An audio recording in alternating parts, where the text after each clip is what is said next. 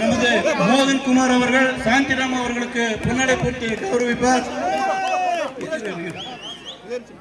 பாரதிய ஜனதாவின் மாவட்ட பிரதிநிதி கல்பனா அவர்கள், மகளிரணி தலைவி கல்பனா அவர்கள் பொன்னாடை போட்டு கௌரவிப்பார். மாவட்ட செயலாளர் சித்ரா அவர்கள் பொன்னாடை போட்டு ಗೌರವಿப்பார். ಮೊದಲು ತನ್ನ ವರವೇಟಿಕೊಂಡು